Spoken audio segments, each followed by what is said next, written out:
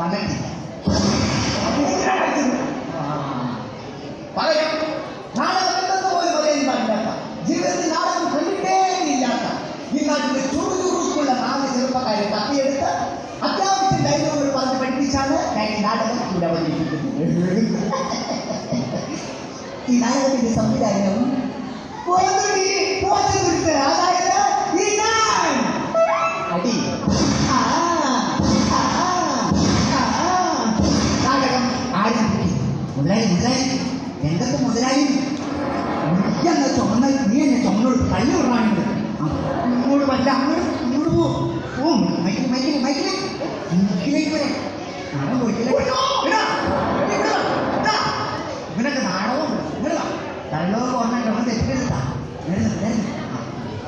ചിരിക്കുന്നു. അയ്യോ, പഴംപുള്ളിയെ ചിരിക്കാനല്ല പറഞ്ഞത്, അട്ടഹസിക്കുന്നു. എന്താ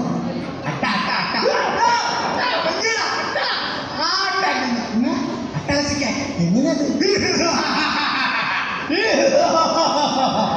അടിപൊളി. അതിവിടെ പറഞ്ഞാൽ ഉല്ലാക്കാൻ എങ്ങനെയത്? നടക്കാൻ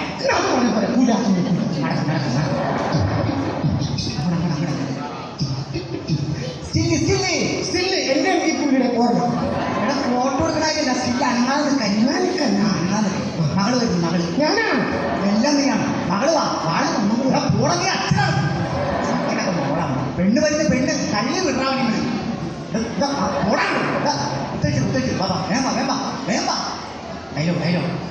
രക്ഷിക്കണം മുതലാളി, രക്ഷിക്കണം. 3 വട്ടം രക്ഷിക്കണം മുതലാളി. 3 പ്രാവശ്യം പറയാൻ രക്ഷിക്കണം മുതലാളി, രക്ഷിക്കണം മുതലാളി, രക്ഷിക്കണം മുതലാളി, രക്ഷിക്കണം. മുതലാളിയുടെ മുഖത്ത് പുച്ച. മുതലാളിയുടെ മുഖത്ത് എന്നാണ് പുച്ച? എങ്ങനെയാണ്? 3 കൊല്ലം മുമ്പ് ഇവിടെ ജോലി കിട്ടുന്ന ഞാൻ 3 വർഷമായി ഞാൻ ഇവിടെ ജോലി നോക്കുന്നു. ഇപ്പോൾ ഞാൻ 6 മാസം ഗർഭിണിയാണ്. എന്റെ വയറ്റിൽ വളരുന്ന രാജമോൻ എപ്പോഴും എന്നോട് ചോദിക്കും എന്റെ അച്ഛൻ ആരാണെന്ന്. അപ്പോൾ ഞാൻ പറയും നീ മാറി നിൽക്കുന്ന മുതലാളിയാണെന്ന്. ഇല്ലാത്ത ഗർഭത്തിന്റെ പേര് പറഞ്ഞ് എടാ ഒന്ന് ആവേശത്തിൽ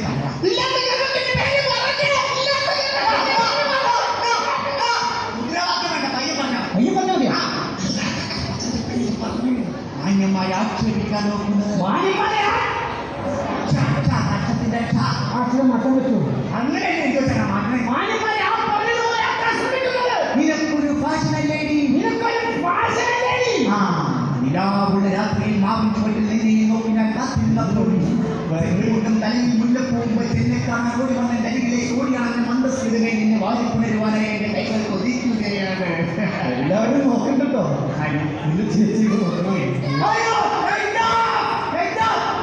ഒരാൾ മാത്രം നിന്നോ. അച്ഛൻ വരും. ഞാനാണ് എല്ലാം അച്ഛൻ നിങ്ങളുടെ വാഴ. എന്റെ ശബ്ദം എത്തുന്നത് മുതലാളി വെളി കേൾക്കുന്നു. നീങ്കാരേക്കാണ് ഞാൻ നിർത്തിയേക്കണം. ഓ Alfred Wilfred D'Souza. Alfred Wilfred D'Souza. ഇത് ഞാൻ പറയുന്നത് പറഞ്ഞാൽ ഓ ആൽഫ്രഡ് വിൽഫ്രഡ് ഗോപി. ഗോപി അല്ല, പി.കെ. ഗോപി. വന്നതിന്റെ ഉദ്ദേശം 3 വർഷങ്ങൾക്ക് മുമ്പ് ജോലിക്ക് നിന്നത് എന്റെ മകളെ 6 മാസം ഗർഭിണിയാക്കിയ ദുഷ്ട. എന്നോട് ഞാൻ പകരം ചോദിക്കും. എന്റെ മോളെ ഗർഭിണിയാക്കിയത് പോരാഞ്ഞിട്ട് എന്റെ മോളെ ഗർഭിണിയാക്കിയത് പോരാഞ്ഞിട്ട് എന്റെ മോളെ ഗർഭിണിയാക്കിയത് പോരാഞ്ഞിട്ട് എന്റെ മോളെ ഗർഭിണിയാക്കിയത് പോരാഞ്ഞിട്ട് അട്ടഹസിക്കുന്നോടാ ദുഷ്ട. നിന്ന് അത്തരമൊത്ത് ദുഷ്ട. അട്ടഹസിക്കുന്നോടാ ദുഷ്ട. നിന്ന് ആ പറഞ്ഞത് ഹസിക്കുന്നോടാ ദുഷ്ട. ചാടി വീഴുന്നു. ചാടുന്നു. ചാടുന്നു. വീഴുന്നു.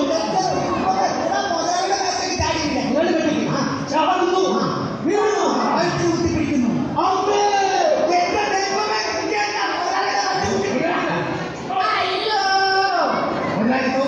ഞാൻ നോക്കൂ, ഇവൻ നോക്കട്ടെ.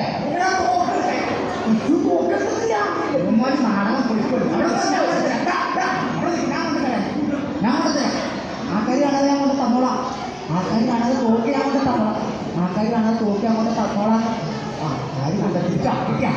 വെടിവെക്കുന്നു.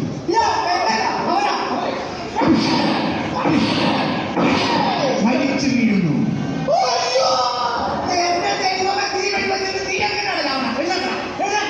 നീ മരിച്ചൂടാ, രാമച്ചൂട് മരിച്ചൂടാ. ആ ചിരിക്കുന്നു.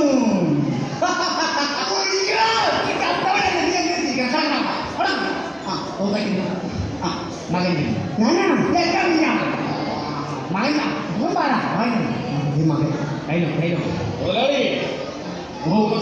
ചോദിക്കുന്നത് എന്റെ പൊന്നുമകളെ ഗർഭിണിയാക്കിയത് പോരാഞ്ഞിട്ട് അത് ചോദിക്കാൻ വന്ന എന്റെ പൊന്നച്ഛനെ വെടിവെച്ച് വന്ന ദുഷ്ട നീ നശിച്ചു പോകും. നിന്റെ വെടിയുണ്ടേറ്റ് ഇവിടെ മരിച്ചു കിടക്കുന്ന എന്റെ പൊന്നച്ഛനെ അവിടെ പോയി ഇവിടെ നമ്മുടെ ഭയങ്കര ഉറുമ്പാട് അതാണ് ഞാൻ ഇങ്ങോട്ട് ഉറുമ്പ് കടിയെ സഹിക്കും വയ്യാതെ ഇവിടെ നിന്ന് മാറി അവിടെ മരിച്ചു കിടക്കുന്ന എന്റെ പൊന്നച്ഛനെ കൊന്ന ദുഷ്ട നീ നശിച്ചു പോകും. പെങ്ങളെ സൗവർണികേ, പെങ്ങളെ സൗവർണികേ, പെങ്ങളെ സൗവർണികേ. നിന്റെ അമ്മയുടെ അവസാനത്തെ ആഗ്രഹമായിരുന്നു നീ ഒരു ഗർഭിണിയായി കാണണം, കുടുംബിയായി കാണണം. പറയുമ്പോ ഇതെങ്ങനെ സംഭവിച്ചു? ഒരു തണുപ്പ് മരവിച്ച കറുത്ത രാത്രി മുതലാളിയുടെ വീട്ടിൽ ഞാൻ ടി വി കാണാൻ പോയി. ഏഷ്യയിലും കൈരളിയിലും സൂര്യയിലും കോമഡി ഷോ കണ്ടുകൊണ്ടിരുന്നപ്പോൾ പെട്ടെന്നാണ് മുതലാളി ഫാഷൻ ചാനൽ അരുതി ഞാൻ ആവർത്തിച്ചു പറഞ്ഞു. മുതലാളി കേട്ടില്ല, എന്നെ നിർബന്ധിച്ച് ഫാഷൻ ചാനൽ കാണിച്ചു. പിന്നെ എനിക്കൊന്നും ഓർമ്മയില്ല ചേട്ടാ. ഇതിൽ നിന്നും എനിക്കൊരു കാര്യം മനസ്സിലായി. ഇവിടെ തെറ്റിയത് ഈ മുതലാളിയല്ല, ഞാൻ പറഞ്ഞില്ല. എന്റെ പൊന്നും പെങ്ങളുമല്ല. ഇവിടെ തെറ്റിയത് ആ ചാനലുകാരാണ്. അതുകൊണ്ട് എനിക്ക് ഈ സമൂഹത്തോട് ഒന്നേ പറയാനുള്ളൂ, ഇനി മേല നിങ്ങളുടെ വീട്ടിലുള്ള പ്രായപൂർത്തിയായ പെൺകുട്ടികളെ അടുത്ത വീട്ടിൽ ടി വി കാണാൻ പറഞ്ഞയച്ചാൽ നിങ്ങൾക്കും ഇത് സംഭവിക്കും.